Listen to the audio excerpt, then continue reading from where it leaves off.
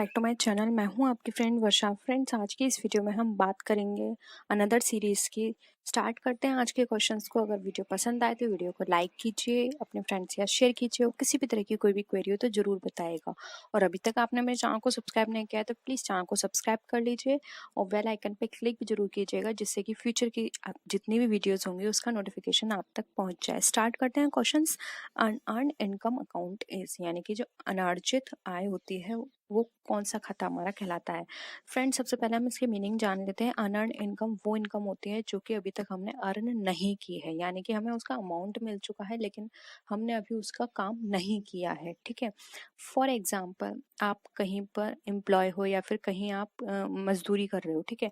वहां से पैसे तो आपने एडवांस में ले लिए हैं लेकिन आपने वहां पर अभी काम नहीं किया है, तो ये आपके लिए क्या हो गई, ये एक लायबिलिटी है। ठीक है। तो अनअर्न्ड इनकम जो होती है वो यहाँ पर एक तरह से लायबिलिटी का काम करेगी, इसलिए यहाँ पे ऑप्शन बी जो है वो हमारा राइट आंसर होगी, लायबिलिटी यानी कि देयता। नेक्स्ट है डेप्रिसिएशन इज प्रोवाइडेड ऑन। अब डेप्रिसिएशन जो होता है वो किस पे प्रोवाइडेड ऑन का मतलब यहाँ पर ये है किस पर लगाया जाता है। ऑप्शंस हैं fix assets, outward charges, current assets या फिर इंटेंजिबल असेट्स। तो देखिए, करंट असेट्स, आउटवर्ड चार्जेस ये तो बिल्कुल कट जाता है क्योंकि इससे तो बिल्कुल ही मतलब नहीं है। अब आता है हमारे पास दो ऑप्शंस बचते हैं, फिक्स असेट्स और इंटेंजिबल असेट्स। तो फ्रेंड्स, यहाँ पर देखिए, यहाँ पर डेप्रिसिएशन वर्ड यूज किया गया है, इसलिए डेप्रिसिएशन जो लगती है वो हमारी फिक्स असेट्स पे लगती है। जैसे कि हमारा हो गया प्लांट एंड मशीनरी, हमारी हो गई बिल्डिंग, हमारी हो गई मशीनरी, ये क्या हो गई हमारे लिए फिक्स असेट्स है। तो राइट आंसर हो जाएगा ए। अब आप यहाँ पर बात करेंगे इंटेंजिबल असेट्स की। तो फ्रेंड्स, इंटेंजिबल असेट्स पे जो लगते हैं उसे बोलते हैं अमोर्टाइजेशन। तो आप उसकी स्पेलिंग लिख लीजिए, अमोर्टाइजेशन बोलते हैं उसको। ठीक है। ये लगता है हमारा इंटेंजिबल असेट्स पे, ये भी एक तरह से मूल्यह्रास ही होता है। तो अमोर्टाइजेशन किया जाता है इंटेंजिबल पर और जो टेंजिबल होते हैं उस पर किया जाता है डेप्रिसिएशन। ठीक है। तो इतना आप नोट कर लीजिए। अब नेक्स्ट क्वेश्चन पे आते हैं। Heavy advertising to launch a new product ऐसा।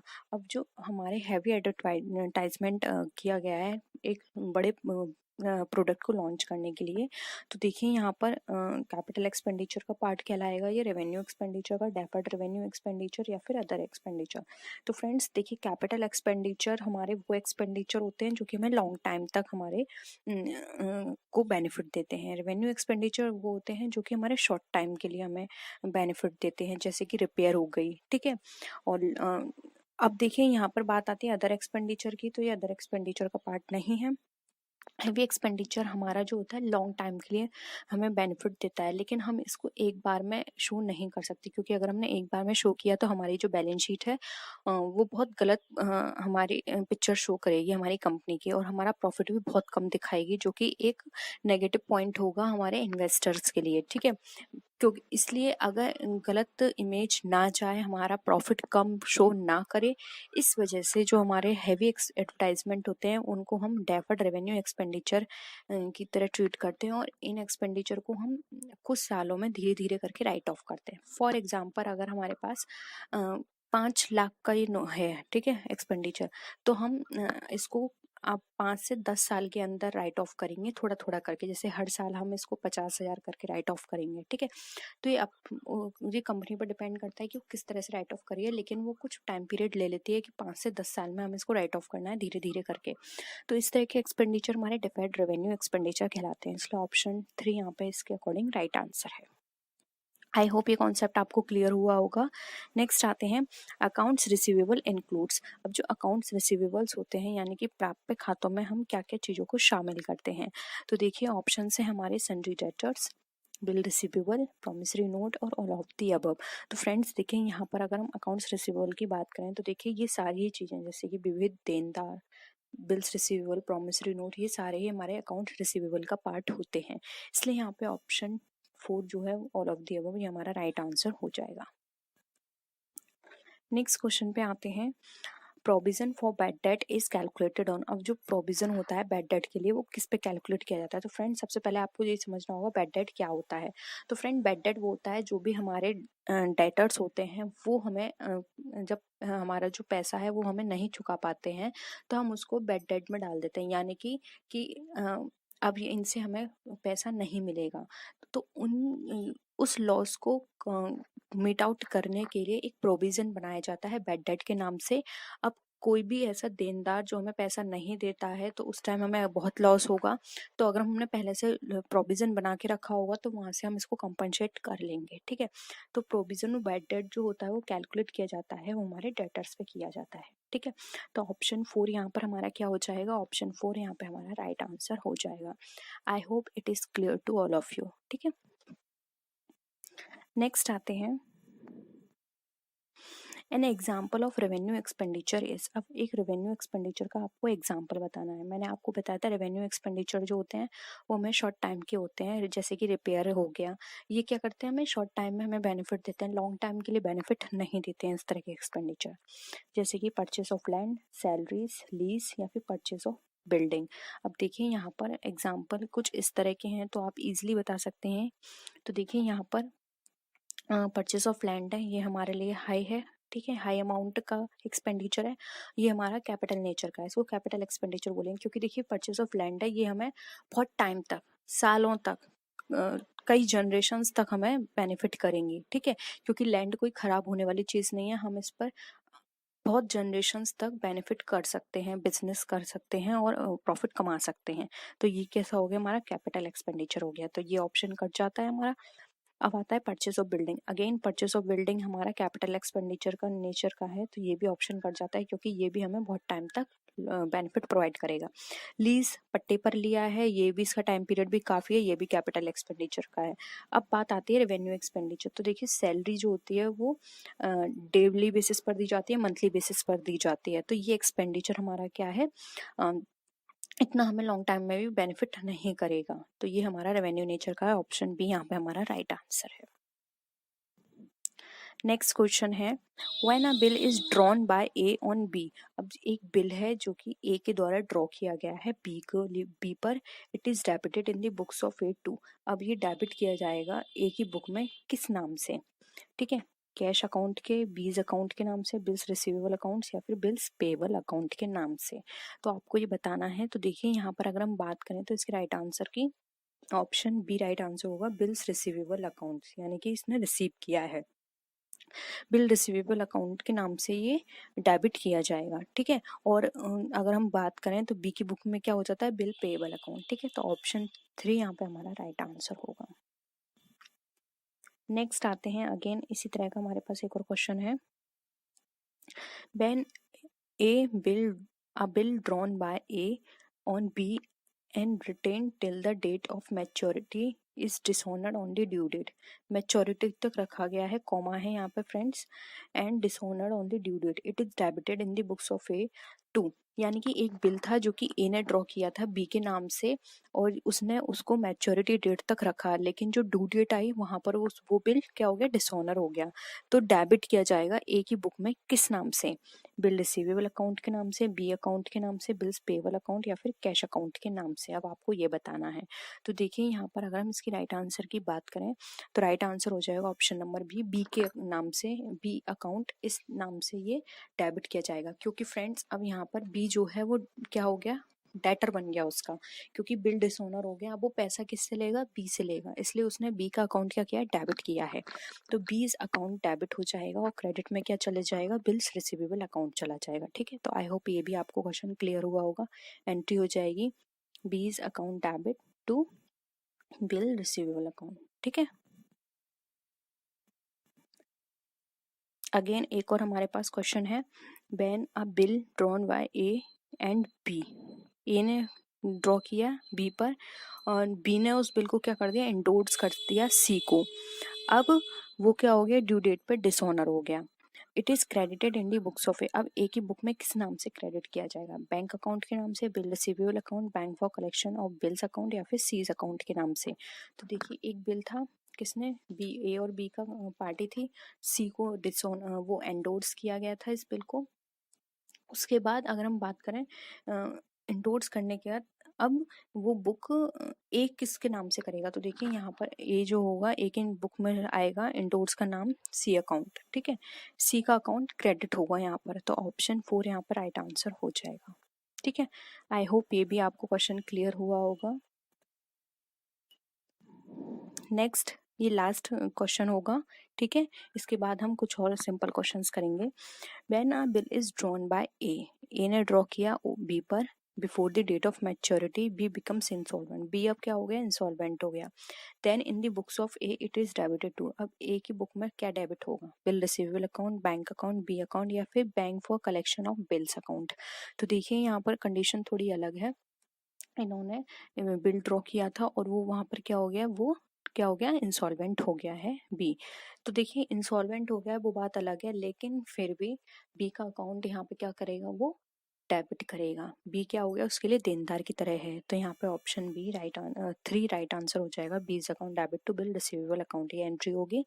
वो इंसॉल्वेंट हो गया, वो अलग मैटर है, फिर वो किस तरह से उससे वसूल करता है, क्या प्रोसीजर होता है, लेकिन यहाँ पर जो एंट्री होगी वो होगी बी के अकाउंट से, ठीक है।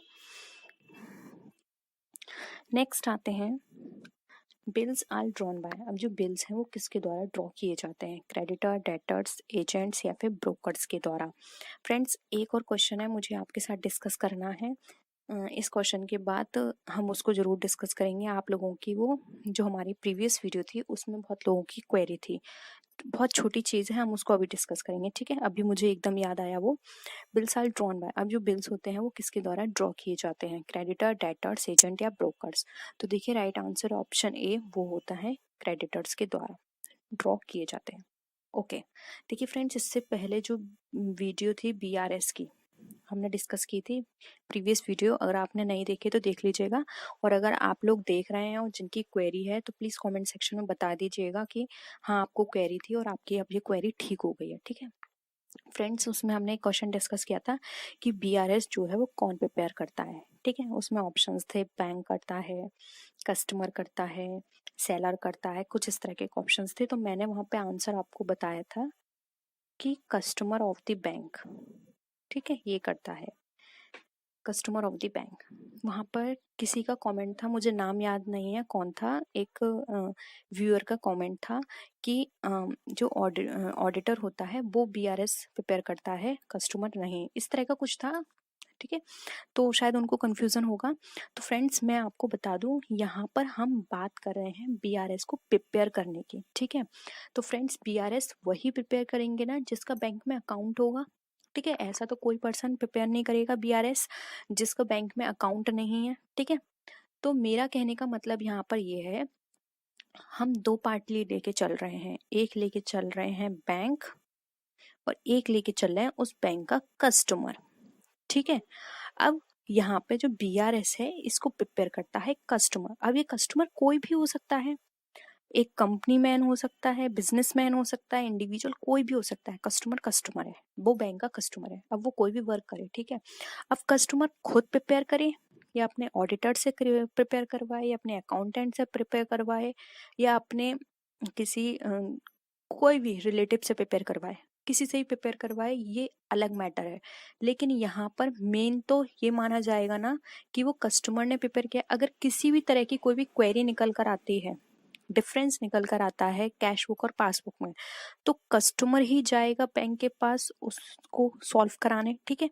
अब वहां पे कस्टमर के बिहाफ पर फिर चाहे उसका ऑडिटर जाए, फिर चाहे उसका अकाउंटेंट जाए, ठीक है। लेकिन वहां पर बैंक तो उसको एज अ कस्टमर ट्रीट करेगी, ठीक है। वो तो उसको उस तरह से ट्रीट करेगी ना कि हाँ हमारे इस पर्सन का इस बैंक में अकाउंट था, आप उसके ऑडिटर हैं, ठीक है। तो यानी कि आप उसके बिहाफ पर हमारे पास आए हैं तो आप भी हमारे लिए कस्टमर हैं, ठीक है। आप हमारे लिए इस टाइम वो ही पर्सन है, ठीक है। तो आप, आई होप मेरा पॉइंट आपको क्लियर हुआ होगा। इसलिए मैंने वहां पर जो ऑप्शन, आई थिंक ऑप्शन 1 में ही था, कस्टमर ऑफ द बैंक, ये मैंने आपको बोला था। कस्टमर आप वो कस्टमर मत समझिए, कस्टमर होता है उस बैंक का कस्टमर, उस बैंक में जिसका अकाउंट है।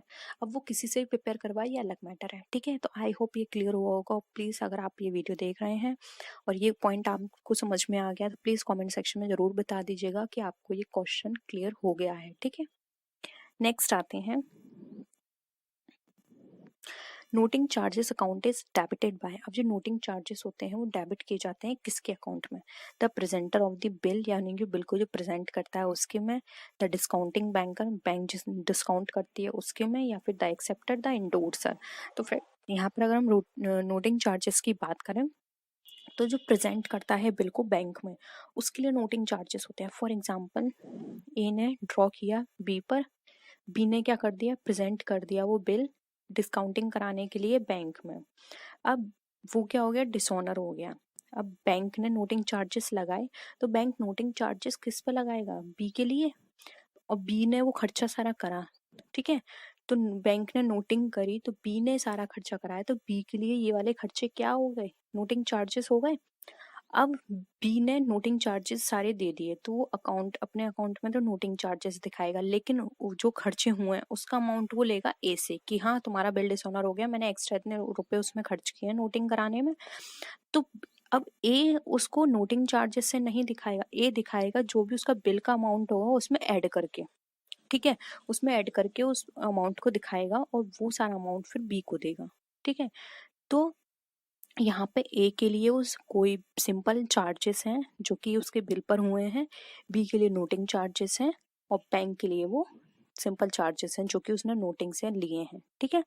तो नोटिंग चार्जेस ट्रीट होता है जो प्रेजेंट करता है बिल बैंक में, ठीक है। तो ऑप्शन ए यहाँ पे हमारा राइट आंसर है। नेक्स्ट क्वेश्चन है, while discounting the bill debit should be given to. अब बिल में छूट देते समय डेबिट को क्या किया जाना चाहिए, bank account, bill receivable account, acceptor account, या फिर कैश अकाउंट। तो फ्रेंड्स यहाँ पर अगर हम बात करें while discounting the bill debit should B, तो यहाँ पर जो डेबिट होता है, अगर हम बात करें तो डेबिट हमारा किया जाना चाहिए bank account. Option A right है, ठीक है, क्योंकि यहाँ पर बैंक डिस्काउंटिंग करने में हमारे पास क्या आ रहा है, पैसा आ रहा है, ठीक है। ऑप्शंस के अकॉर्डिंग बैंक राइट आंसर हो जाएगा। ये लास्ट क्वेश्चन कर लेते हैं फ्रेंड्स, इसके बाद हम फिर कल डिस्कस करेंगे। Cancelling the original bill and drawing a fresh acceptance is known as, यानी कि एक ओरिजिनल बिल को कैंसिल करके एक फ्रेश एक्सेप्टेंस बनाई गई है, उसको क्या बोलेंगे, retiring under rebate, renewable, discounting, या फिर bill send to bank for collection. बहुत ही सिंपल है इसका आंसर। तो देखिए, जब हम कोई भी बिल कैंसिल करते हैं उसके बाद एक नया दूसरा प्रिपेयर करते हैं, तो वहां पर उसको बोला जाता है, इसका आंसर आप मुझे बताइएगा, ठीक है, मैं नहीं बताऊंगी, इसका आंसर आपको मुझे बताना है, ठीक है। नेक्स्ट वीडियो में हम फिर कल डिस्कस करेंगे, नहीं तो मैं आपको कमेंट सेक्शन में बता दूंगी इसका आंसर। इसका आंसर आपको खुद सर्च करके बताना है, वैसे आपको पता होगा, ठीक है। When a bill is discharged, the accepted debits, यानी कि जब हमारा बिल डिस्चार्ज किया जाता है, तो जो एक्सेप्टर होता है वो कौन सा अकाउंट या फिर किस एंट्री को वो डेबिट करता है, क्रेडिटर्स अकाउंट को, कैश अकाउंट को, बिल्स पेबल अकाउंट, या फिर बिल रिसीवेबल अकाउंट। तो फ्रेंड्स, इस तरह के क्वेश्चंस करने से पहले आपको अपने माइंड में एंट्री बनानी होगी। देखिए, यहाँ पे बिल डिस्चार्ज की बात की जा रही है, तो देखिए यहाँ पर जब वो बिल डिस्चार्ज करेगा तो बिल्स पेबल अकाउंट जो होगा उसको क्या करेगा, वो डेबिट करेगा, क्योंकि अब वो पे कर रहा है उसका, ठीक है। तो यहाँ पे बिल्स पेबल अकाउंट जो होगा वो डेबिट किया जाएगा, क्योंकि उसकी तरफ से अब पेमेंट हो रहा है बिल का, इसलिए यहाँ पे ऑप्शन 3 जो है वो राइट आंसर होगा, bills payable account. I hope ये क्लियर होगा आपको। नेक्स्ट क्वेश्चन है, base date is otherwise called as, यानी कि जो बेस डेट या किसी भी चीज को हम बेस मानते हैं तो उसको हम और किस नाम से जानते हैं, zero date, leave date, working days, या फिर ग्रेस डेज। तो फ्रेंड्स, यहाँ पे डेट की बात की जा रही है, तो ये डेज तो कट गया, अब हमें इन दोनों में से बताना है क्या राइट आंसर है। तो फ्रेंड्स, यहाँ पर मैं आपको एक एग्जांपल लेना चाहूंगी, लेकिन वो एग्जांपल कॉमर्स से रिलेटेड नहीं है, लेकिन आपको ये कॉन्सेप्ट समझने में आसानी होगी। देखिए फ्रेंड्स, हमारे जब प्रेसिडेंट होते हैं, ठीक है, प्रेसिडेंट प्रेसिडेंट के जो इलेक्शंस होते हैं वो हमारे बेस ईयर के बेसिस पर होते हैं। अब बेस ईयर यहाँ पे क्या माना गया है, 1971। तो फ्रेंड्स, अगर हम 1971 की बात करें तो ये इससे पहले का तो कोई टाइम पीरियड नहीं है ना, ठीक है, इससे पहले का कोई टाइम पीरियड नहीं लिया जाएगा। 1971 ये बेस ईयर माना गया है प्रेसिडेंट के इलेक्शन के लिए। तो इससे पहले का कोई टाइम पीरियड नहीं है, तो ये डेट एक तरह से जीरो डेट की तरह मानी गई है, क्योंकि इससे पहले के कोई भी टाइमिंग पीरियड हमारे पास गिवन नहीं है, ठीक है। तो 1971 एक तरह से हमारे लिए बेस पीरियड है, यानी कि उससे पहले का, जैसे कि आपने देखा होगा जीरो बजट होता है, ठीक है, एक और एग्जांपल हो गया, वो आपकी कॉमर्स से रिलेटेड है, ठीक है। यहाँ पे ये आपका एक जीके का क्वेश्चन भी कंप्लीट हो गया। अब कॉमर्स के क्वेश्चन की बात करते हैं, तो आपने देखा होगा जीरो बेस बजट, ठीक है। तो जीरो बेस बजट में क्या होता है, आपने उस बजट को स्टार्टिंग से प्रिपेयर किया है, उसके लिए आपने कोई भी प्रीवियस ईयर का बजट हेल्प नहीं लिया है, यानी कि उस बजट को बनाने में आपने किसी भी चीज़ की हेल्प नहीं लिया, आपने उसको इनिशियल स्टेज से प्रिपेयर किया है, जिसको जीरो बजट कहते हैं, ठीक है। तो सेम ये उसी तरह से हो गया, इसलिए यहाँ पे इसका राइट आंसर होगा option number A, zero date. I hope ये क्लियर हुआ होगा आप सबको। नेक्स्ट है average due date can be called as. अब जो एवरेज ड्यू डेट है उसको हम और किस नाम से जानते हैं, mean due date, median due date, mode due date या फिर जीरो ड्यू डेट। तो देखिए यहाँ पर एवरेज ड्यू डेट की बात की जा रही है, तो एवरेज का मतलब क्या होता है, जैसे कि कोई भी हमारे पास दो वैल्यू दे रखी हैं, जैसे कि हमारे पास 2 and 2 दे रखा है, ठीक है। अब 2 and 2 क्या होता है, 4। अब 4 को अगर हम 2 से डिवाइड करेंगे तो क्या निकल कर आए, 2, यानी कि ये क्या है, हमारी एवरेज है। तो मीन वैल्यू भी हमारी इसी तरह से निकलते हैं, मीन और एवरेज दोनों का एक ही नाम होता है, इसलिए यहाँ पे ऑप्शन ए राइट आंसर है। मीडियन क्या होता है, मीडियन यहाँ पे 3 की वैल्यू को शो करता है। मोड का मतलब यहाँ पर होता है कोई भी चीज कितनी फ्रिक्वेंसी से आई है, ठीक है। तो एवरेज और मीन दोनों का मतलब सेम है। अब वो अलग कॉन्सेप्ट है, इसमें मीन के भी बहुत सारे टाइप्स होते हैं, जैसे कि आपने पढ़ा होगा वेटेड मीन, और इसके साथ ही आपने मीन के जो अलग से मेथड्स हैं वो भी पढ़े होंगे, तो उससे आप इजीली समझ गए होंगे, आपने स्टैटिस्टिक्स में ये जरूर पढ़ा होगा। नेक्स्ट है accounts current is a journal is. अब यहाँ पे ये बताया जी अकाउंट करंट है वो एक जर्नल है, आपको इसमें यस है या फिर false, partially true, partially false, इसमें आंसर देना है। तो फ्रेंड्स सबसे पहले तो आपको इसका ये पता होना चाहिए अकाउंट करंट क्या होता है।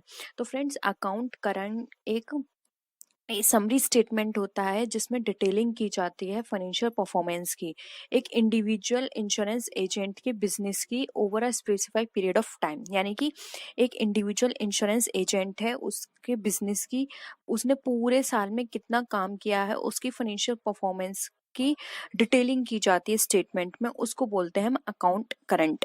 अब देखिए अकाउंट करंट यहाँ पर डिटेलिंग की जा रही है और समरी स्टेटमेंट की बात कर रहे हैं, तो ये जर्नल तो होगा नहीं, क्या हो जाएगा, ये एक समरी स्टेटमेंट हो जाएगा, ठीक है।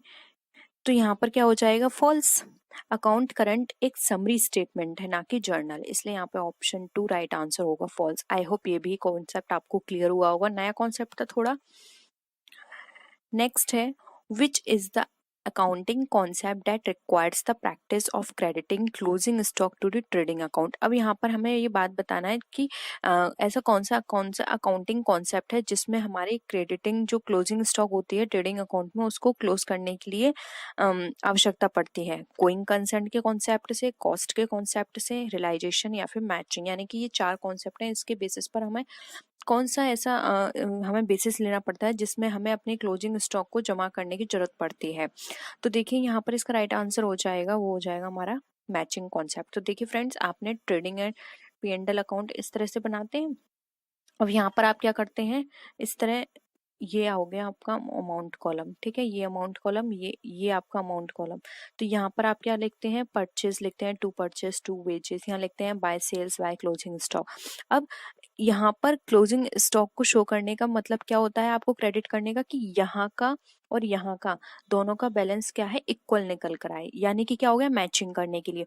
जब यहाँ पर ये दोनों चीज मैचिंग नहीं होंगी तो आपका ये जो अकाउंट है वो प्रिपेयर नहीं होगा। तो इन दोनों के अकाउंट को प्रिपेयर करने के लिए आप क्लोजिंग स्टॉक लिखते हैं, ठीक है।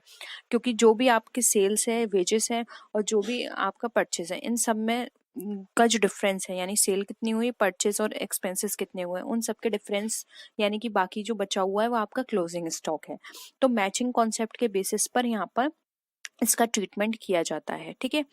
नेक्स्ट आते हैं, अब देखिए यहाँ पर इसी तरह का एक और क्वेश्चन गिवन है, assets in the balance sheet are shown at cost less depreciation rather than their replacement cost because of accounting convention। यानी कि फ्रेंड्स हिंदी में देख लीजिए, बैलेंस शीट में जो संपत्तियां होती हैं उनका लेखांकन सम्मेलन के कारण उनकी प्रतिस्थापना लागत के बजाय कम मूल्यांकन ह्रास पर दिखाया जाता है, ऐसा क्यों होता है, गोइंग कंसर्न से, मैचिंग से, रियलाइजेशन या फिर मनी मेजरमेंट कॉन्सेप्ट से। तो देखिए यहाँ पर भी ये इसलिए दिखाया जाता है, अगर हम बात करें तो राइट आंसर हो जाएगा ऑप्शन है गोइंग कंसर्न। अब देखिए फ्रेंड्स यहाँ पर मूल्यह्रास हम कम क्यों दिखाते हैं, क्योंकि फ्रेंड्स अब जो भी हमारे पास असेट्स है उसकी वैल्यू जो है वो धीरे धीरे कम होगी। अब ऐसा तो नहीं ना हमने कोई प्लांट लगाया या फिर कोई मशीन ली वो 2 साल में ही खत्म हो जाएगी, 10 या 20 साल तो उसकी लाइफ रहेगी। अब उसमें हम उसको ना उतने साल तक राइट ऑफ करेंगे धीरे धीरे करके, थोड़ा थोड़ा अमाउंट करके।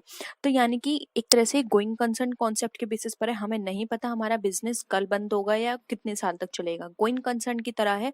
तो उसी तरह से हमारी असेट्स भी हम यही मान के चलते हैं, हम ये नहीं सोचते कि हमारी जो असेट्स है वो 2 साल में ही खत्म हो जाएगी या फिर 5 साल तक रहेगी। हम उसको गोइंग कंसर्न की तरह करते हैं और थोड़ा थोड़ा उसका डेप्रिसिएशन चार्ज करते रहते हैं, जिससे कि अब हमें एग्जैक्ट टाइम वैल्यू नहीं पता उसकी कि वो कितने टाइम पीरियड बाद खत्म हो जाएगी, क्योंकि हमें नहीं पता आगे की जो नया टेक्नोलॉजी आ रही है वो कैसी होगी, उसमें हमारी जो मशीनरी वर्क करेगी या नहीं। लेकिन हम थोड़ा थोड़ा अमाउंट लेकर एक तरह से प्रोविजन बना के चलते हैं और एक आइडिया में लग जाता है कि इतने टाइम पीरियड तक हमें फंड कलेक्ट करके रखना है नई मशीनरी के लिए, ठीक है। तो इसलिए ये हमारा कॉन्सेप्ट बेसिस होता है गोइंग कंसर्न, ये भी हमारे गोइंग कंसर्न के बेसिस पर चलती है, ठीक है।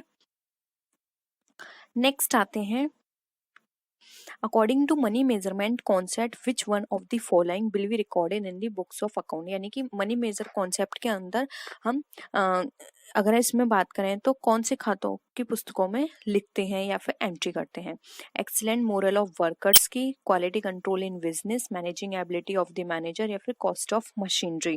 तो देखिए अब यहाँ पे मनी मेजरमेंट कॉन्सेप्ट की बात की गई है और हम लिखते हैं कि किस बुक्स अकाउंट में हम इन सबको प्रिपेयर कर रहे हैं। तो मनी मेजरमेंट कॉन्सेप्ट की बात करें तो यहाँ पर इसका राइट आंसर हो जाएगा कॉस्ट ऑफ मशीनरी, मशीनरी की लागत को। क्योंकि देखिए मनी मेजरमेंट कॉन्सेप्ट हमारा इससे रिलेटेड नहीं है, नियंत्रण से रिलेटेड नहीं है और ना ही प्रबंधन से। मनी मेजरमेंट कॉन्सेप्ट बताता है जो चीज हमारी मनी में डिनोट की जा सके। देखिए यहाँ पर मॉरल को मनी में हम नहीं कर सकते, क्वालिटी को हम मनी में कन्वर्ट नहीं कर सकते, और यहाँ पर मैनेजर की जो मैनेजिंग एबिलिटी ये भी मनी में रिप्रेजेंट नहीं की जा सकती। जबकि जो मशीनरी की कॉस्ट है वो मनी में रिप्रेजेंट होती है कि इसकी इतना अमाउंट है इस मनी मशीनरी का, ठीक है। तो यहाँ पर मनी मेजरमेंट कॉन्सेप्ट हमारा कॉस्ट ऑफ मशीनरी पे एप्लीकेबल होता है। आई होप ये भी कॉन्सेप्ट आपको क्लियर होगा फ्रेंड्स। इसमें आपको कन्वेंशंस जरूर पढ़ने हैं, क्योंकि अकाउंटिंग कन्वेंशंस और अकाउंटिंग प्रिंसिपल्स से एग्जाम में बहुत पूछा जाता है। और आपने देखा अभी हमने यहाँ पे कितने सारे क्वेश्चंस करे प्रिंसिपल्स के ऊपर। अब आते हैं नेक्स्ट क्वेश्चन पे, contingent liability appears as a footnote in the balance sheet. अब यानी कि जो कंटिजेंट लायबिलिटी है हम बैलेंस शीट में फुटनोट में दिखाते हैं। This is in accordance with the accounting principle. अब ये अकाउंटिंग प्रिंसिपल किस अकाउंटिंग प्रिंसिपल के बेसिस पर किया जाता है। तो फ्रेंड्स कंटिजेंट लायबिलिटी का मतलब यहाँ पर ये होता है जो कि फ्यूचर में हो सकती है, ठीक है, आकस्मिक है, कभी भी हो सकती है, अब हम श्योर नहीं है। तो यहाँ पर इसका मतलब ये क्या है कि जो भी हमारे इन्वेस्टर्स हैं जो हमारे कंपनी में इन्वेस्ट करेंगे, या फिर कोई भी अदर पार्टी हो सकती है, गवर्नमेंट हो सकती है, ठीक है, स्टेक होल्डर्स आप मान के चलिए, ठीक है। तो उनको अपनी कंपनी की ट्रू पिक्चर शो करना कंटिजेंट लायबिलिटी एक पार्ट होता है। यानी कि अगर आप कंटिजेंट लायबिलिटी आपकी कंपनी में है, ठीक है, और आप उसको डिस्क्लोज कर रहे हो as a foot note balance sheet के अंदर, तो वहां पर क्या होगा, उन लोगों को आपकी सही इंफॉर्मेशन मिल गई, उसी के बेसिस पर वो डिसीजन लेंगे कि वो आपकी कंपनी में इन्वेस्ट करना चाहते हैं या नहीं। तो ये एक डिस्क्लोजर का पार्ट होता है कि आपके कंपनी में कोई भी ऐसी चीज हो रही है तो आप उसको डिस्क्लोज करें पब्लिक के सामने। इसीलिए कंटीजेंट लायबिलिटी को फुट नोट के रूप में बैलेंस शीट में दिखाया जाता है, ठीक है। तो यहाँ पर ऑप्शन 2 राइट आंसर होगा, डिस्क्लोजर। अब कंसिस्टेंसी यहाँ पर आप समझ लीजिए, कंसिस्टेंसी का मतलब होता है कि आप कोई भी कॉन्सेप्ट अपना रहे हैं कंपनी के अंदर, वो आपका कंसिस्टेंस बेसिस पे होना चाहिए। जैसे कि फॉर एग्जांपल आप डुअल एंट्री कॉन्सेप्ट आपने फॉलो किया है कंपनी में, ठीक है, अकाउंटिंग के लिए, तो आपको डुअल एंट्री कॉन्सेप्ट ही फॉलो करना है फॉलोइंग ईयर में। ऐसा नहीं है कि आपने उस नेक्स्ट ईयर फिर दूसरा चेंज कर लिया। कंसिस्टेंसी होनी चाहिए इसको अडॉप्ट करने में। मटेरियलिटी का मतलब यहाँ पर ये है जो भी आप चीजें करेंगे वो मटेरियल बेसिस पर रिकॉर्ड होनी चाहिए, ठीक है। मटेरियलिटी का मतलब एक तरह से ये भी होता है कि जो भी कॉन्सेप्ट्स आप परमिट कर रहे हैं वो इग्नोर नहीं होने चाहिए। अगर कोई भी ऐसे ट्रांजेक्शन्स है जो कंपनी में इफेक्ट कर रहा है वो आप इग्नोर नहीं करेंगे, उसको मेंशन करेंगे। अब यहाँ पर डिस्क्लोजर प्रिंसिपल इससे एक्सेप्शन है, बाकी जो भी अगर ऐसी चीजें हैं जो कि इररिलेवेंट है वो आप डिस्क्लोज नहीं करेंगे। मटेरियलिटी के बेसिस का मतलब यही होता है, इररिलेवेंट नहीं है तो आप डिस्क्लोज नहीं करेंगे, और रेलेवेंट है तो आप डिस्क्लोज करेंगे अंदर डिस्क्लोजर में, ठीक है। नेक्स्ट आता है हमारा कंजर्वेटिज्म। कंजर्वेटिज्म के अंदर यहाँ पर ये बताया जाता है कि जितने भी हमारे एंटिसिपेटेड लॉसेस होंगे वो सारे हमारे अकाउंट्स की बुक में प्रिपेयर किए जाएंगे, रिकॉर्ड किए जाएंगे। लेकिन ऐसा कोई भी एंटिसिपेटेड प्रॉफिट है या फिर अनरियलाइज्ड गेन है तो उसको इग्नोर किया जाएगा, यानी कि आप प्रॉफिट और गेन को इग्नोर करेंगे, जबकि जो भी हमारे लॉसेस होंगे उनको हम शो करेंगे, ठीक है। तो ये होता है हमारा कन्वेंशन ऑफ कंजर्वेटिज्म, ठीक है। नेक्स्ट क्वेश्चन पे आते हैं। देखिए अभी हमने डिस्कस किया था, फिर ये इस क्वेश्चन में आ गया।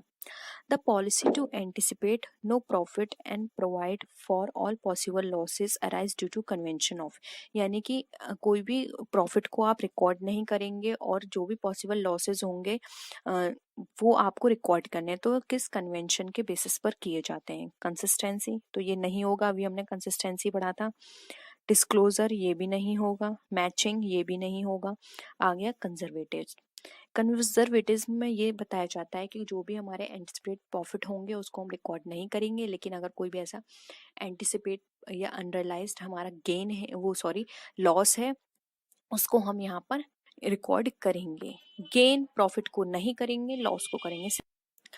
नेक्स्ट है revenue is generally recognised when earn being earn at the point of time when, यानी कि आमतौर पर राजस्व को उस समय माना जाता है जब वो अर्जित किया जाता है। तो आपको बताना है कि इससे हमारी सेल इफेक्ट होगी, कैश रिसीव्ड होगा, प्रोडक्शन इज कंप्लीटेड या फिर गुड से डिलीवर्ड, यानी कि इन चारों सिचुएशन में से ऐसी कौन सी सिचुएशन में जब आप मानेंगे कि आपका रेवेन्यू जो है वो आपने अर्न कर लिया है। तो देखिए यहाँ पर रेवेन्यू अर्न का मतलब यहाँ पर ये होता है जब हमारा कैश रिसीव्ड हो गया, ये हम नहीं मानेंगे। प्रोडक्शन कंप्लीट हो गया, ये तो बिल्कुल ही इससे रिलेटेड नहीं है। एंड गुड से डिलीवर्ड, ये भी इससे रिलेटेड मतलब नहीं है। इसका मतलब यहाँ पर ये है कि सेल इज अफेक्टेड, जब हमारी सेल इफेक्ट हो रही है, यानी कि आपने कोई भी माल किसी को बेच दिया, इट मीन्स आपने रेवेन्यू अर्न कर लिया। क्योंकि देखिए जब आप किसी को माल बेचेंगे तो वो कभी ना कभी आपका पैसा वापस करेगा, ठीक है। ऐसा तो नहीं है ना कि वो फ्री में आपका माल ले लेगा। जब उसने आपका माल खरीदा है तो उसको पैसा भी वो उसका जरूर देगा, ठीक है। तो इट मीन्स आपने उतने अमाउंट अर्न कर लिया। फॉर एग्जाम्पल आप डेली बेसिस पर देखते हैं कि आपने कितनी अर्निंग की, तो आप कैसे चेक करते हैं कि आज हमने इतने प्रोडक्ट सेल कर लिए, यानी कि आज हमने इतना कमा लिया। अब उसमें से कुछ आपने कैश में दिए होंगे प्रोडक्ट, कुछ आपने क्रेडिट पे दिए होंगे, यानी कि कुछ आपने पैसे दे के लिए और कुछ आपने उधारी दे दिए। अब उधार दिए हैं तो इट मीन्स वो कल या परसों कभी ना कभी आपका पैसा उसका दे ही देगा, ठीक है। तो इट मीन्स आपने जितना भी कैश पे किया हो सेल चाहे क्रेडिट पे किया हो, वो सारा ही आपका अर्न माना जाएगा, आपका रेवेन्यू माना जाएगा। इसलिए यहाँ पर सेल इज अफेक्ट होगी। जो हमारी सेल अफेक्ट हो जाएगी तो हम मानेंगे कि हमारी जो रेवेन्यू है वो हमने अर्न कर लिया है। तो आई होप ये पॉइंट भी आपको क्लियर हुआ होगा। आज के लिए इतना ही, और वीडियो पसंद आए तो वीडियो को लाइक कीजिए, फ्रेंड्स या शेयर कीजिए, और किसी भी तरह की कोई भी क्वेरी हो तो प्लीज़ ज़रूर बताइएगा। तो फ्रेंड्स नेक्स्ट वीडियो में फिर मिलते हैं हम आपसे और भी अच्छी वीडियोस के साथ। तब तक के लिए टेक केयर, बाय बाय।